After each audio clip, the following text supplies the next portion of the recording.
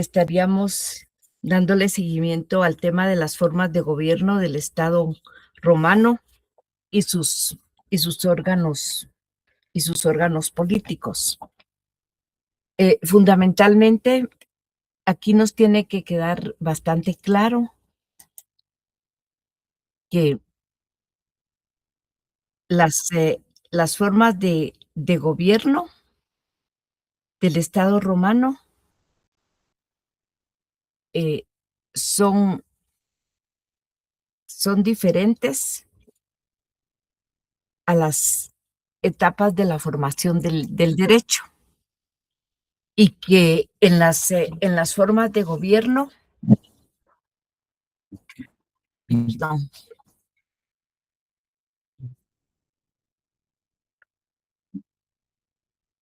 está una que es la monarquía, que es la primera forma de gobierno que tuvieron los romanos, y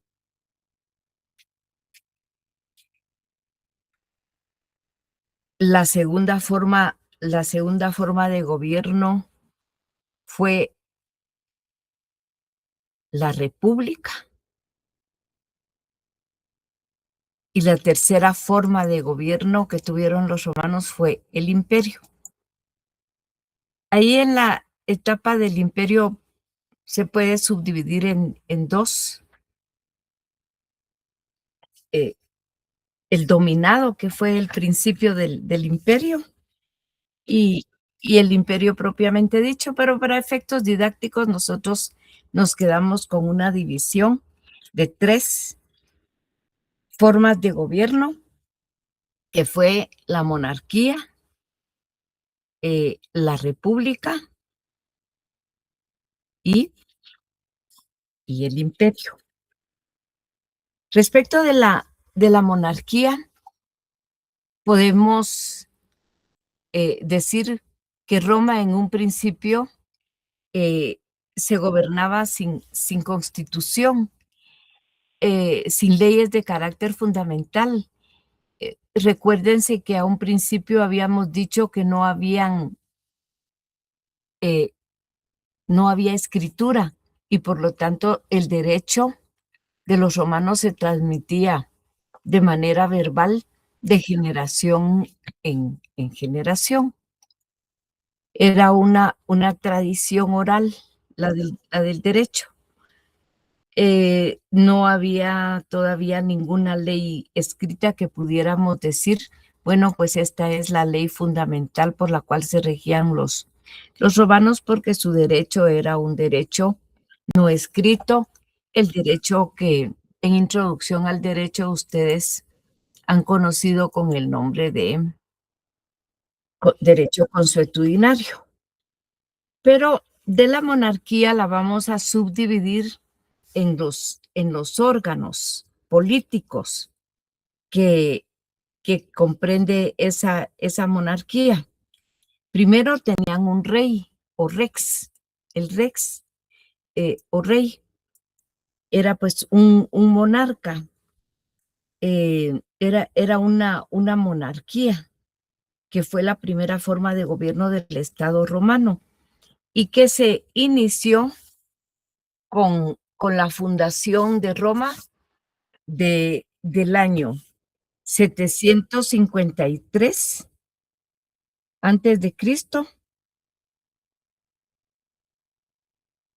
al año 510 antes de Cristo. En esta clase de derecho romano vamos a tener que hacer mención de fechas y periodos, pero no acostumbro preguntar fechas en los exámenes, pero sí es necesario para contextualizar, sobre todo en el tiempo, y algunos datos geográficos también para contextualizar en el espacio. La gran área de influencia que la gran área de influencia por la que se regía el pueblo romano. De esta cuenta encontramos pues este órgano político que se llama el rey y que tiene un mando de carácter vitalicio, es designado en interés a la población, el pueblo reunido en unas elecciones, en comicios, en los comicios, vean ustedes que en los comicios era ese momento en el cual se elegía de manera democrática a un rey. Nidia, adelante, por favor. Buenas tardes, Lick. Un gusto saludarla. Disculpe, Lick, ¿por qué página va del libro? Esta es la 11. Ok. Muchísimas gracias. Muy bien. Decíamos entonces que era un rey, pero que era un rey electo por la población. Quisiera saber si me están escuchando bien, por favor. Sí, licenciada. Sí, licenciada. Todo bien, Gracias. claro. Muy bien. Licenciada.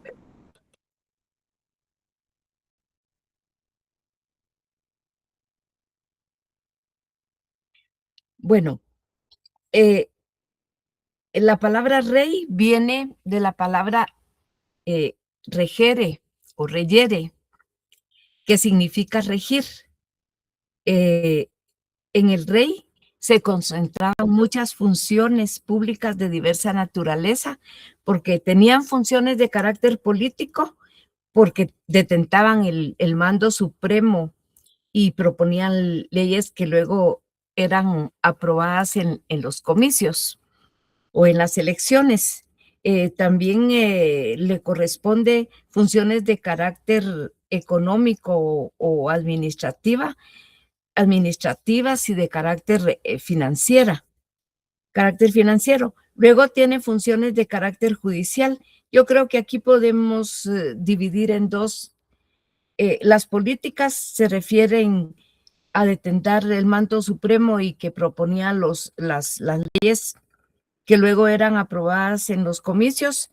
Y cuando decimos, asimismo tiene a su cargo la administración económica y financiera del país, esta, a mi juicio, pues es otra función que sería la función financiera, la parte financiera del reino. Luego tenía funciones judiciales porque fungía como juez en todos los procesos, fueran de carácter civil o de carácter criminal. Tenía también funciones militares porque era el jefe de los ejércitos en tiempo de guerra y en tiempo de paz. Y funciones religiosas porque debía de velar por el fiel cumplimiento de los ritos del culto que se llevaban a cabo en su reino. Luego tenemos el siguiente orden político, que es el senatus o senado. Aparece como un cuerpo asesor del rey. Participa en las funciones de gobierno porque tenía asignada una autoridad y se decidía sobre la validez de las decisiones tomadas en los comicios.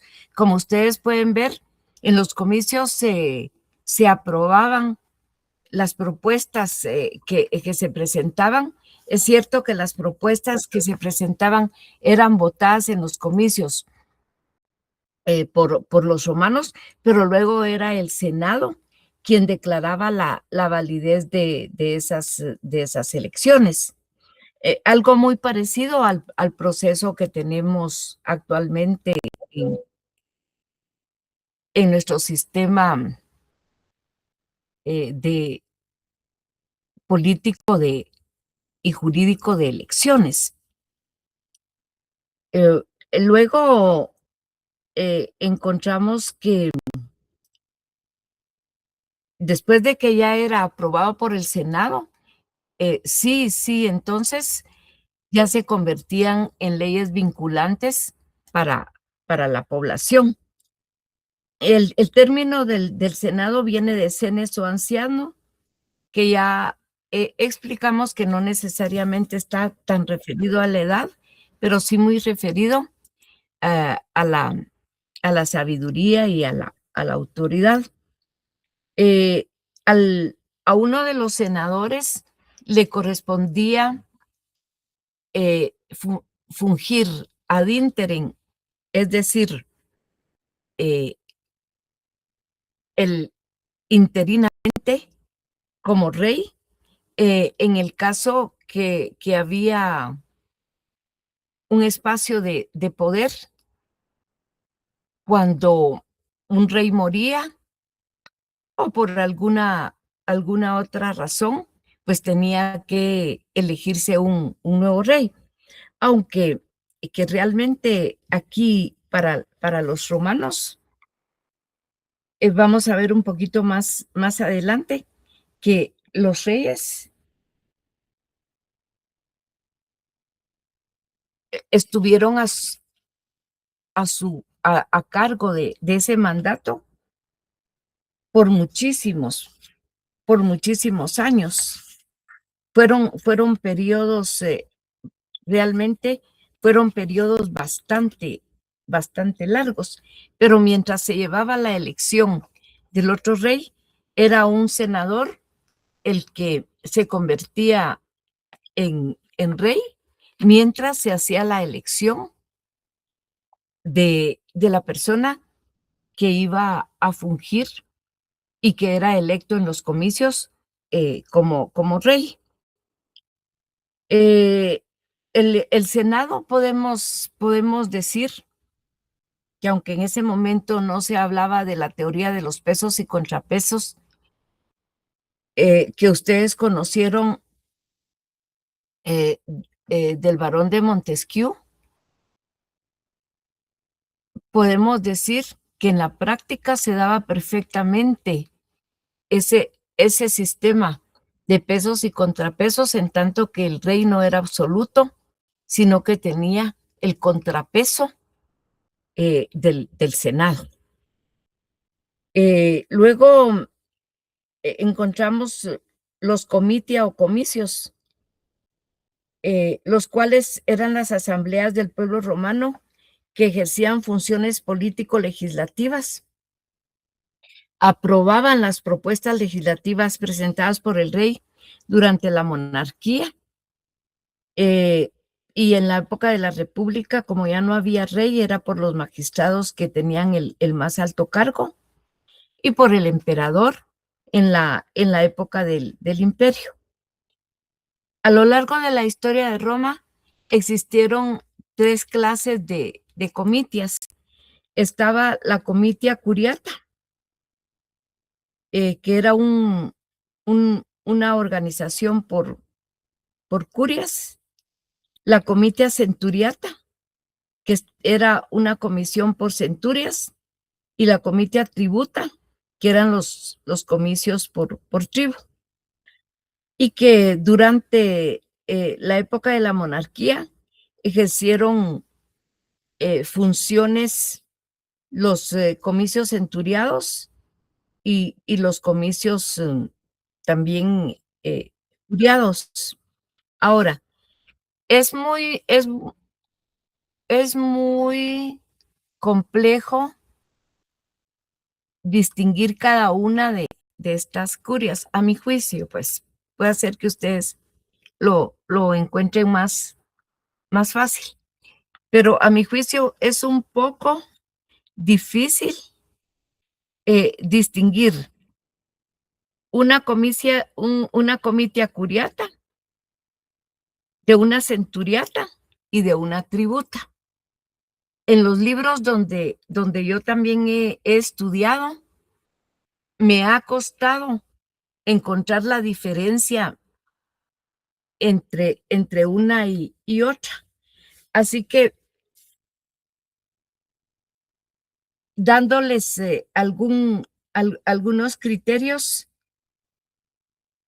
algunos elementos que definen a cada una, creo que podríamos completar este conocimiento estableciendo las diferencias entre cada una de las comitia o los comitia. Bueno, fíjense, en primer lugar tenemos los comicios por curias. Recuérdense que Rómulo dividió las 3 tribus, cada una en 10 curias. Y ahí, en esas curias, se reunían los ciudadanos romanos que eran convocados por el rey. Fíjense este primer elemento importante de los comicios por curias. Eran convocados por el rey, para que votaran sobre las propuestas legislativas. Elegían magistrados menores para juzgar asuntos de menor importancia, asuntos que podían ser sancionados con multa. Bueno, tenemos la segunda, comicios por centurias, que eran asambleas del pópulos romanos, surgen en la época de la monarquía, sustituyen en las funciones político-legislativas a los comicios por curias y adquieren relevancia hasta la época de la República, y les correspondía la elección de magistrados mayores. Aquí encontramos otro elemento definidor. Mientras que a los comicios por curias les correspondían, primero eran convocados por el rey y además les correspondía elegir magistrados menores. Ya en los comicios por centurias vemos que les correspondía la elección de magistrados mayores y además les correspondía declarar la guerra. Y luego están los comitia tributa o comicios por tribus, los cuales se agrupaban de acuerdo a su domicilio. Votaban por los miembros de la tribu que les iban a representar y tenían funciones muy parecidas o parecidas a la de los comicios centuriados. Así que, si queremos distinguir los comicios por curias, podemos tener ese elemento definidor y decimos que eran quienes elegían a los magistrados menores. Y los magistrados menores eran aquellos que conocían asuntos de menor importancia, cuestiones que eran sancionadas con multa. Bueno, tenemos a los comicios por centurias, que eran quienes elegían a los magistrados mayores, que eran los magistrados más importantes, que conocían los asuntos más importantes, y además les tocaba que declarar la guerra. Y por último tenemos a los comitia tributa, que se agrupaban de acuerdo al domicilio, es decir, al área geográfica donde vivían, y luego también elegían a miembros de sus tribus para que les representaran. Así que, en conclusión, diría yo que para poder diferenciar los comicios por curias, los comicios centuriados y los comicios por tribus, nos tenemos que puntualizar, nos tenemos que enfocar en las funciones.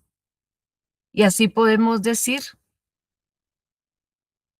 en un intento de resumen, que los comicios por curias elegían a los magistrados menores, los de las centurias elegían a los magistrados mayores y declaraban la guerra, y los comicios por tribu estaban agrupados por razón de su domicilio y elegían a sus representantes dentro de la tribu. La tradición de la Roma antigua en el periodo de la monarquía da cuenta de los 7 reyes de Roma, que comienza con el reinado de Rómulo. Primero fue Rómulo, que de las investigaciones establecí que Rómulo duró en su cargo, en su reinado, 37 años. Después le siguió Numa Pompilio, 43. El tercero fue Tulio Hostilio con 32. Ancomarcio fue el que menos duró. No, Ancomarcio duró 34 años. Tarquino Prisco, 32. Y Servio Tulio, 44. Fueron 7 reyes y el último fue el que menos duró, que es Tarquino el Soberbio, que estuvo 25 años. Y que lo depusieron porque un sobrino de él atentó contra la vida. No quiso, sino que atentó contra la vida de una señora aristocrática, y eso fue lo que le trajo su caída a Tarquino el Soberbio, que además los reyes, estos monarcas de esta época habían sido bastante buenos y bastante diligentes, pero el Tarquino el Soberbio, como su nombre lo indica, imagínense cómo sería de arbitrario y prepotente. Pero finalmente, como les digo, fue el que duró. Hostilio duró 32 años. Ancomarcio tengo mis dudas. Creo que fueron 34. Bueno, pero igual yo se los voy a... Sí, creo que fueron 34, pero igual lo voy a verificar. Bueno, finalmente, lo que quiero yo hoy es que interioricemos que la función de los monarcas en esta época monárquica del pueblo romano realmente fueron de periodos muy, muy largos, y eso significa que su sistema político era muy estable en ese tiempo. Ancomarcio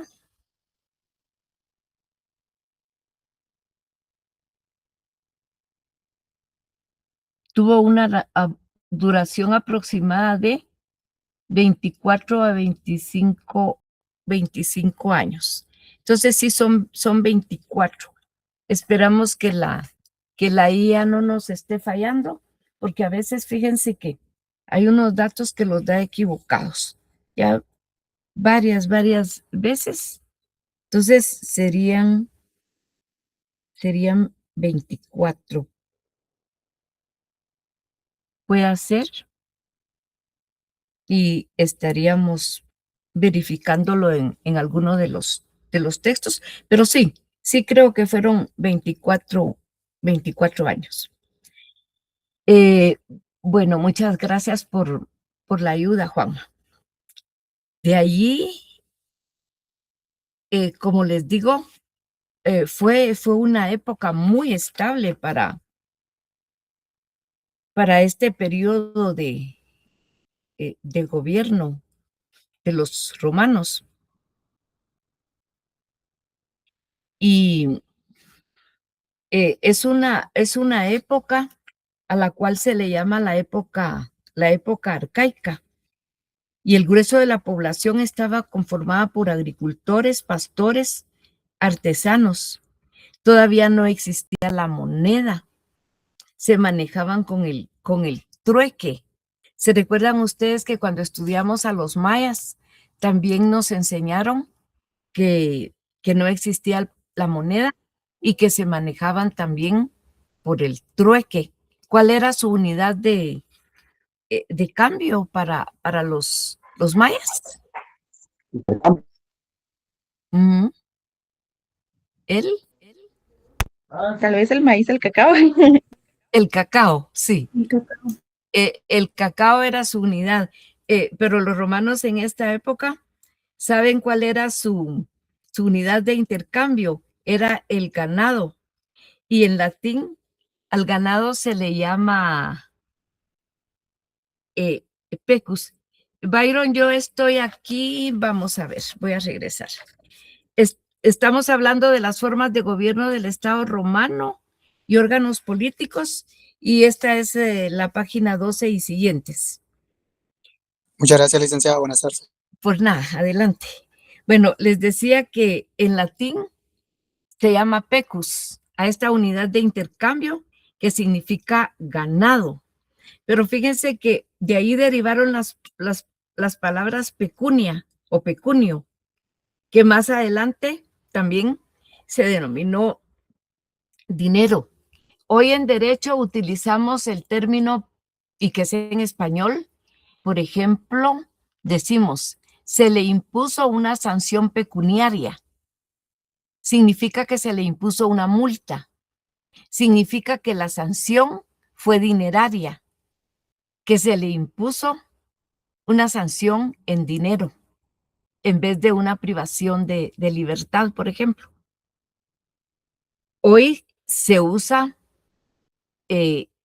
pecunio cuando una persona le puede preguntar a otra cuál es tu pecunio. Y bueno, ustedes ya sabrán hoy también que se refieren a cuánto tienes, que en términos amplios también se refiere a cuestiones de carácter patrimonial. Y de ese modo, pues, el ganado, el pecus, era la unidad de intercambio entre los romanos. Ese periodo trajo muchas innovaciones, como el desarrollo de la escritura, y adoptaron la escritura de los griegos de la Magna Grecia y de un alfabeto que se llamaba alfabeto calcidio, lo perfeccionaron, y el que posteriormente constituyó el alfabeto llamado alfabeto latino, el cual hoy conocemos. ¿Alguien me puede decir cuál es el alfabeto latino? Porque es un alfabeto bastante conocido.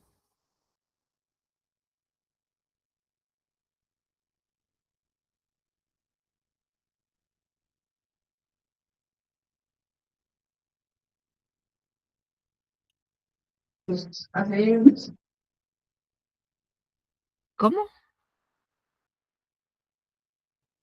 Licenciada, yo creo, tal vez, del ABC. Sí, exactamente. Sería el abecedario. ¿El abecedario, Lic? Sí, es el abecedario, pero es el abecedario latino, porque el inglés también tiene su abecedario, ¿verdad? Entonces, ese es el alfabeto latino, el de A, B, C, D, y que es el mismo del idioma inglés, que es el mismo del idioma italiano, francés, con algunas variantes. Y ese es el alfabeto que todavía hoy es el que nos sirve para comunicarnos. Y es obra de los romanos, otra obra que le debemos a los romanos. Quisiera saber si hay algún comentario o alguna pregunta hasta este momento. Licenciada, disculpe, tal vez no sea el momento indicado, pero la verdad es que sí me perdí un poquito en la lectura y un poquito, no sé si sería tan amable, la verdad, pues estar constantemente pidiendo que en qué página van. Sí, ahorita iniciamos en el tema, en la página 11, que el tema son las formas de gobierno del Estado romano y órganos políticos, y ya avanzamos y vamos hasta la 14. Muchas gracias, licenciada, disculpe que la interrumpa. No, para nada. Está bien. Bueno, les decía que si tenían algún comentario, alguna pregunta que vayamos complementando e integrando a este tema, pues es bienvenida la participación de ustedes.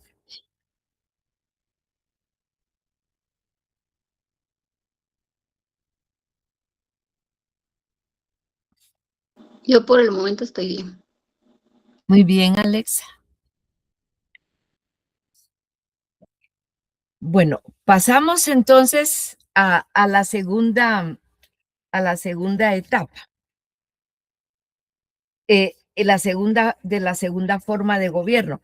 Vean ustedes que es importante, como les digo, contextualizar las formas de gobierno en los órganos políticos, porque eso nos va a ayudar a entender más adelante también la formación del derecho y contextualizarla dentro de qué forma de gobierno se dio tal o cual estructura y formación del derecho. Ya vimos entonces la primera forma de gobierno, que es la monarquía, y que quedó establecida del 753 antes de Cristo, que es la fundación de Roma, hasta el año 510 antes de Cristo, y que sus órganos políticos fueron el rey o rex, el senado o senatus y los comitia o comicios. Bueno, viene la segunda forma de gobierno, que es la república. Miren ustedes, en esta época ya estar conceptualizando la terminología república. Es que es increíble. Fue la segunda forma de gobierno del Estado romano. Inicia en el año 510 antes de Cristo y termina en el año 27 antes de Cristo. La república, que es la res pública, res en latín quiere decir cosa. Vamos a estar mencionando muchos términos latinos. Sin embargo, yo no voy a pedir que ustedes contesten en latín, pero a veces, como parte del aprendizaje, se van fijando algunos términos en latín, y cuando sentimos en el derecho los utilizamos como con cierta facilidad. Así, por ejemplo, en nuestro lenguaje jurídico utilizamos la res pública, decimos a veces, y nos referimos a la cosa pública, y que es precisamente la república. La res pública o república, que fue la segunda forma de gobierno del Estado romano y que inició en el 510, que fue cuando terminó la monarquía, hasta el 27 antes de Cristo.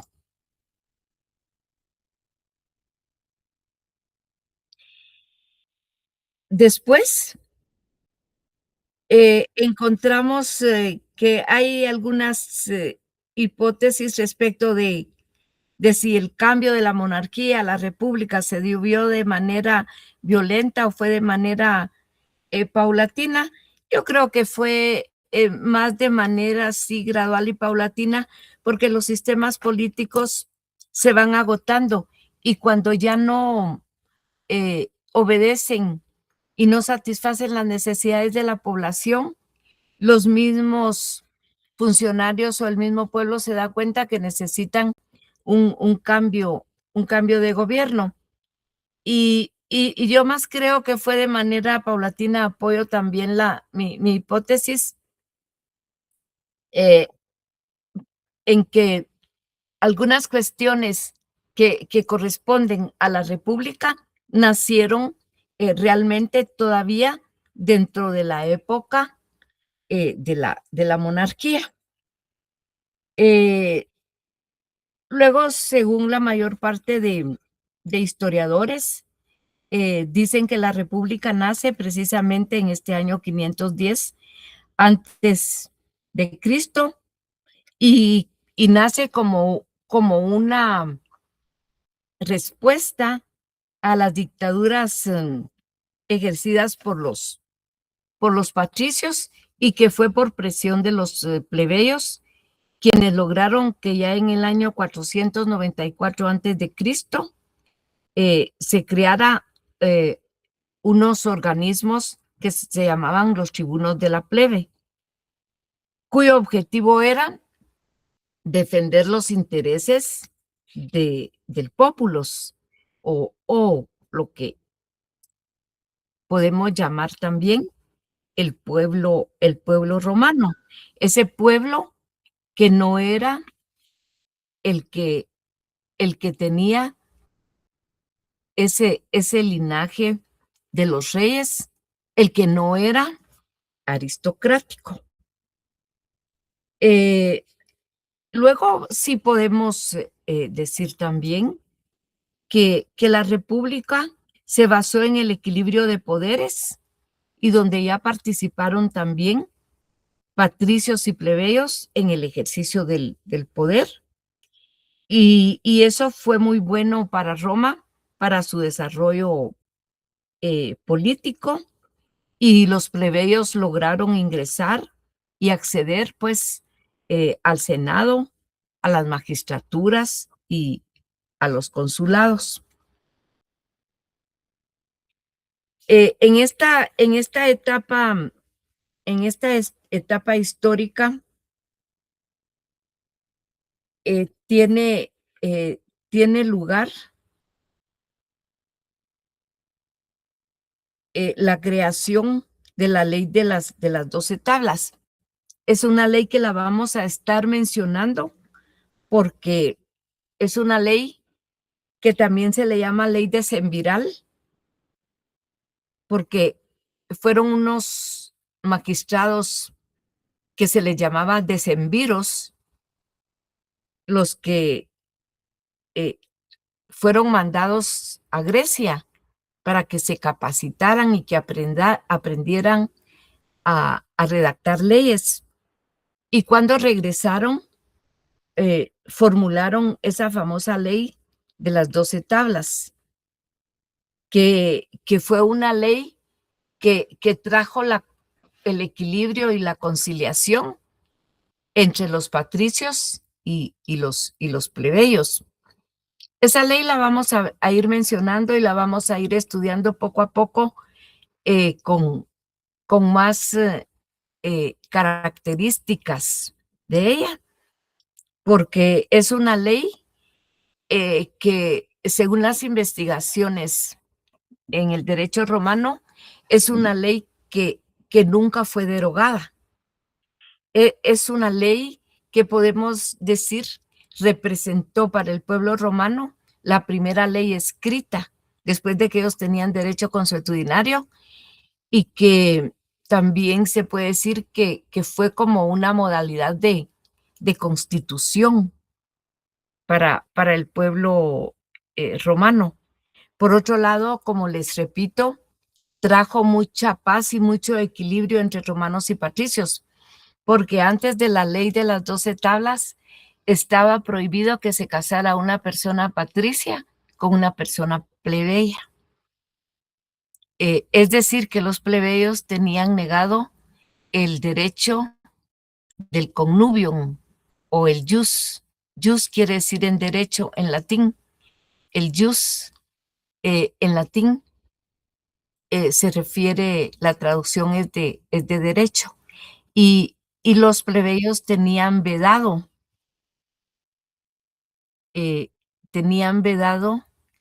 tenían prohibido el matrimonio entre patricios y plebeyos, estaba prohibido.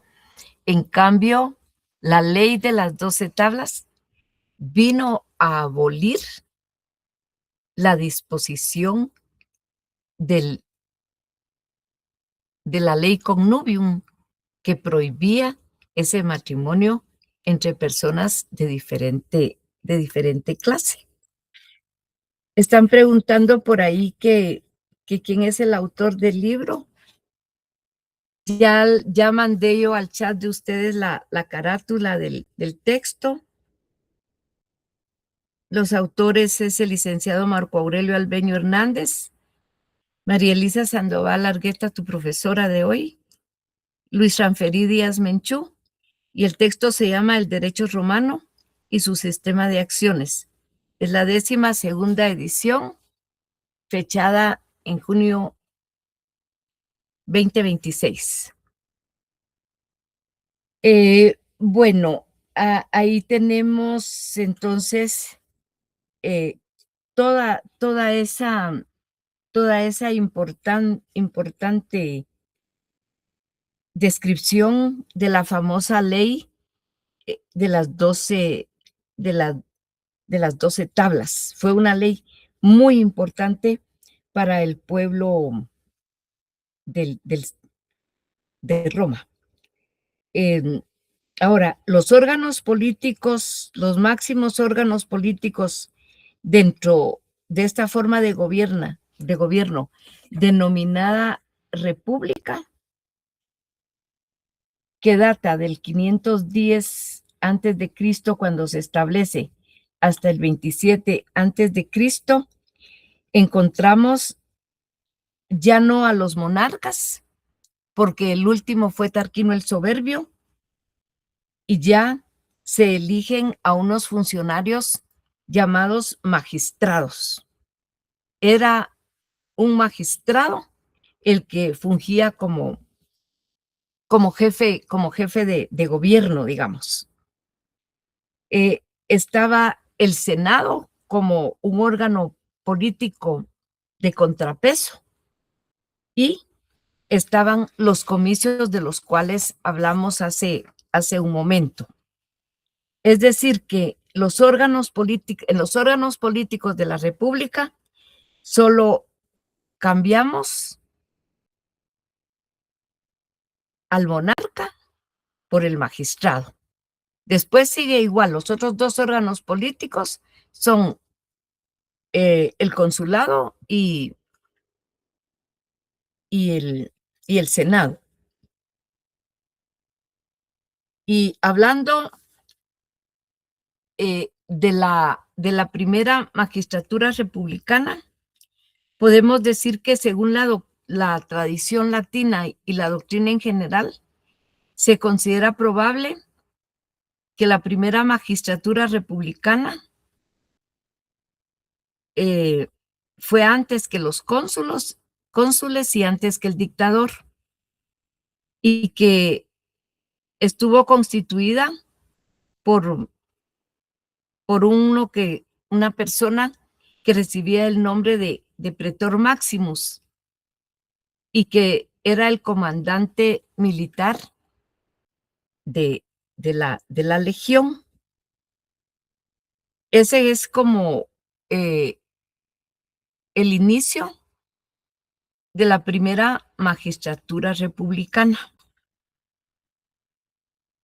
También aquí tenemos que ver el tema del consulado y la república consular, porque el gobierno republicano, como les decía, es una invención, es una construcción romana, frente a la monarquía, que estaba caracterizada por una duración vitalicia en el ejercicio del poder, bastante ilimitado. Era una detentación del poder de manera unipersonal, aunque tenía como contrapeso al Senado, pero era una detentación personal del poder real. Y en cambio, la primera magistratura republicana ya no es vitalicia, sino que tiene carácter anual. Y cada año se elige a un nuevo magistrado que rige los destinos de Roma. Con posterioridad y como consecuencia de las luchas entre patricios y plebeyos, también surgió lo que se llama la colegialidad. Significa que ya esta primera magistratura republicana ya no iba a ser ejercida solamente por un magistrado, sino que iba a tener un carácter colegiado.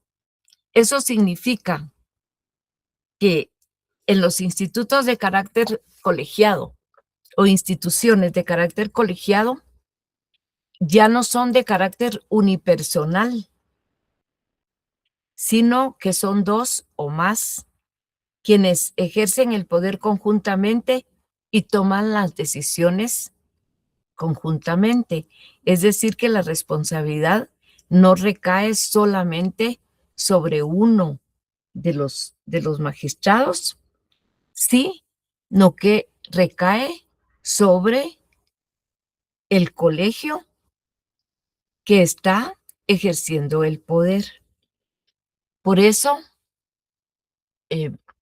ahora, en nuestra actualidad, vemos que existen tribunales colegiados que ejercen el poder no de manera unipersonal, sino precisamente de manera colegiada. Ahí tenemos 13 magistrados de la Corte Suprema de Justicia.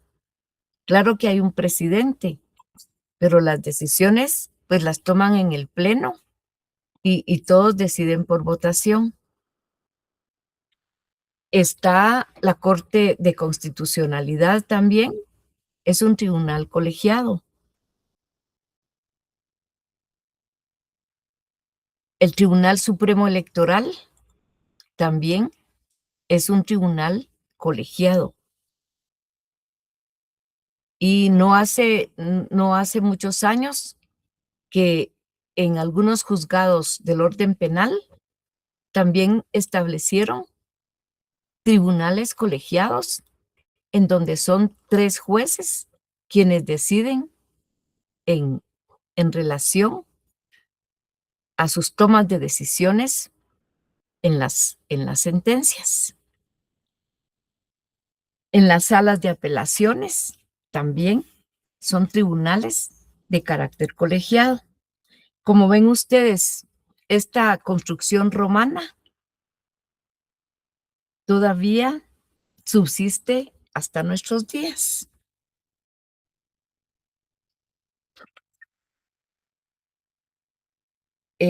Luego de la organización política y militar del Estado republicano, encontramos que había mucho antagonismo entre patricios y plebeyos y había un fuerte predominio de las gentes patricias que casi siempre se situaban para dirigir los destinos del Estado.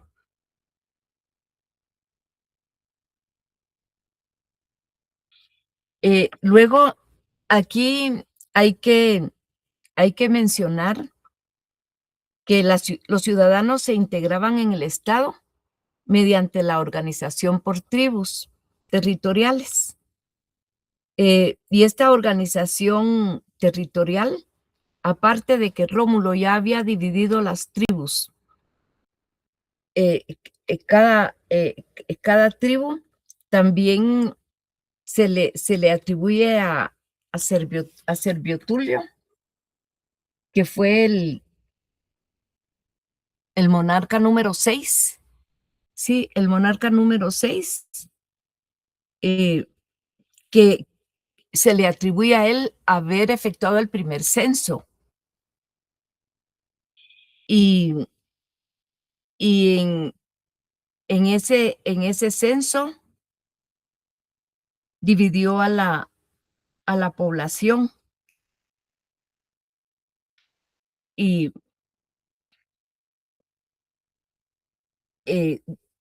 hizo una distribución de los ciudadanos que estaban aptos para las armas en las unidades militares llamadas centurias, y que los colocó por razón de la riqueza. Pero en ese censo que hizo Servio Tulio, determinó cuál era el ingreso de las personas, y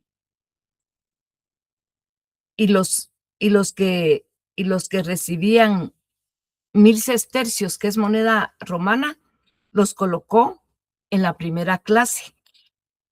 Los que recibían 75,000, los que recibían 100,000, los primeros son 100,000. Los que tenían 75,000 en la segunda, los que tenían 50 en la tercera, los de 25 los colocó en la cuarta, y los de menos de 25 quedaron en la última clase. Los historiadores, Tito Livio, Dionisio y Halicarnaso, ellos cuentan en sus investigaciones que llegaron a existir 193 centurias, que comprenden las categorías de centurias de caballería, infantería y soldados auxiliares, y que la infantería, que son los de a pie, se encontraban dividida en centurias de primera, segunda y tercera clase, y cada una de estas últimas estaban subdivididas en centurias según la edad. Los de 17 a 45 años se les llamaban los juniors. Los señores eran a los que estaban en la edad de 46 a 60. Y los juniors eran los que más soportaban el peso de las campañas militares, pues eran los más jóvenes y eran los más aptos para la guerra.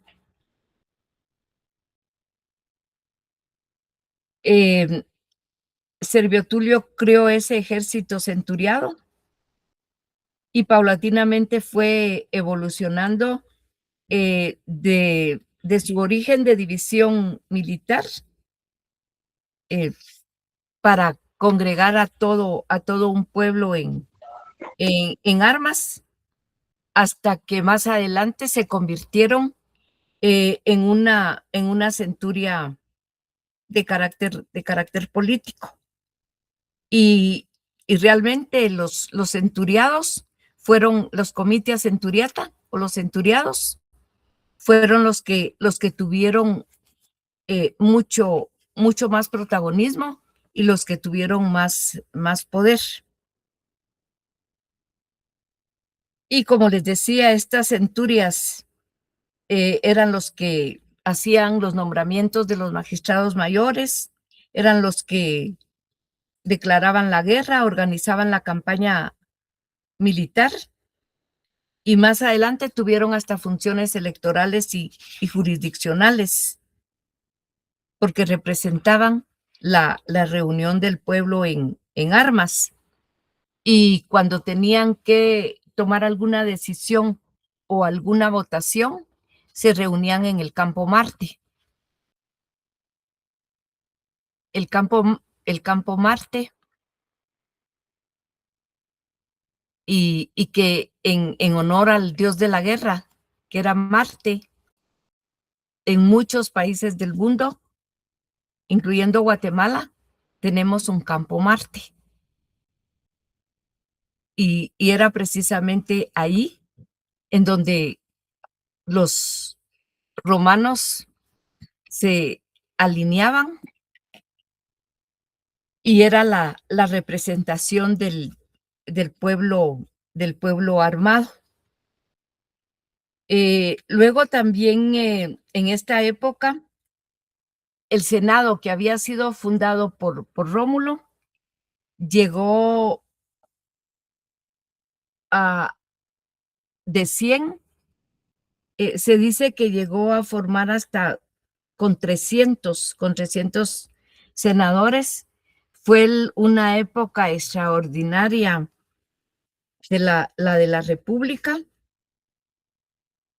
y realmente fue una época en la que hubo una importantísima creación del derecho. El Senado se reunía en un lugar cerrado y consagrado normalmente a una curia que se le llamaba la curia hostilia. Es decir, que el Senado tenía un recinto especial en el cual se reunían.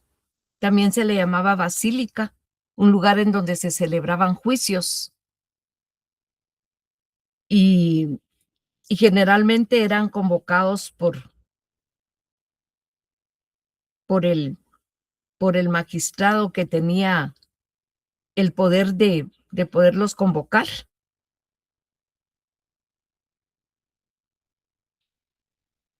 Y el magistrado podía exponer sus opiniones, pero también recababa la opinión del Senado y si al Senado le parecía, ellos emitían un senatum consultum, que es la consulta del Senado, y que más adelante formaron lo que se llamó los Senado Consultos, que constituye una fuente importante dentro del derecho romano. Así que el Senado tiene esas funciones que hablamos en la monarquía, siguen con todas esas funciones. Tiene el interregnum, que sustituye al magistrado mientras se hacen las siguientes elecciones. Tiene también toda la autoridad para tomar decisiones y para hacer propuestas aprobar las propuestas hechas por el magistrado. Y podemos decir que era un instrumento también de control de las leyes. Es decir, que era realmente un organismo muy importante dentro de la República, de conformidad y después de la promulgación de una ley llamada la Ley Hortensia en el año 286 a.C., todas las disposiciones, aunque fueran emitidas por un magistrado plebeyo, tenían aplicación para patricios, es decir, que tenían la calidad de ser observadas de manera general por toda la población. Ese es el principio que conocemos de la generalidad del derecho y que ustedes estudiaron en Introducción al Derecho, que la ley aplica a todos. También otras competencias del Senado que tenemos aquí en página 22. En materia financiera,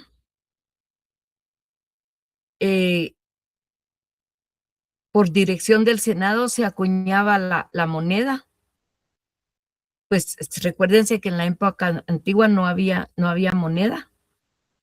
Ahora en la República se acuña moneda. En materia religiosa, el Senado dirigía las actividades, el culto religioso. En el campo militar, el Senado también asume la suprema dirección de la guerra y finalizarla también. En materia de política exterior, el tema de los senadores extranjeros que llegaban eran recibidos por el Senado y también enviaban embajadas de romanos a otras latitudes. Y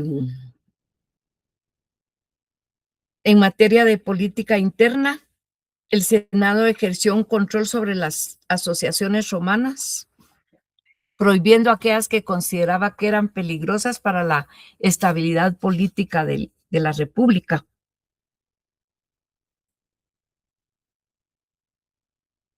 Y en materia legislativa, pues están los senadoconsultos, que eran las consultas que resolvía el Senado o disposiciones que emitía el Senado. Y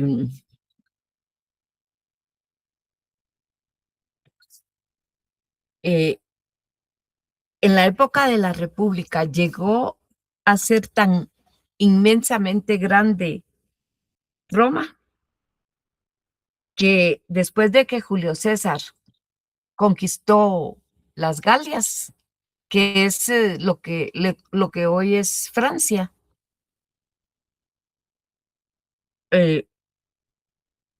la Roma tenía de área geográfica 5 millones de kilómetros cuadrados bajo su dominio. Era tan inmensa Roma que abarcaba a lo largo y a lo ancho, desde Algeciras, por ahí por el estrecho de Gibraltar, hasta llegar a Estambul, hasta llegar a Turquía. Y fue Julio César uno de los artífices, juntamente con otros líderes militares, que lograron engrandecer y agrandar enormemente al imperio romano. Sin embargo, a Julio César le tenían muchísima envidia en el Senado, porque en el Senado, esto no está en el libro, por favor, esto es parte de lo que yo les puedo contar de mi cultura jurídica y respecto de Roma. El Senado estaba dividido en 2 facciones. Estaban los optimates y estaban los populares. Los optimates estaban a favor de los aristócratas y de todo lo que representaba esa aristocracia romana. Y los populares eran los que estaban a favor de las necesidades del pueblo. Y Julio César, aunque tenía origen aristocrático, estaba al lado de las necesidades del pueblo. Y por eso es que la primera reforma agraria que se llevó a cabo en Roma y quizá en toda la historia de la humanidad, la hizo Julio César. Y esa fue la causa de su asesinato. Eso fue lo que más enardeció a los optimates, que era la facción del Senado que estaba a favor de la aristocracia. Y a ella, a los optimates, pertenecía el elocuente orador Marco Tulio Cicerón.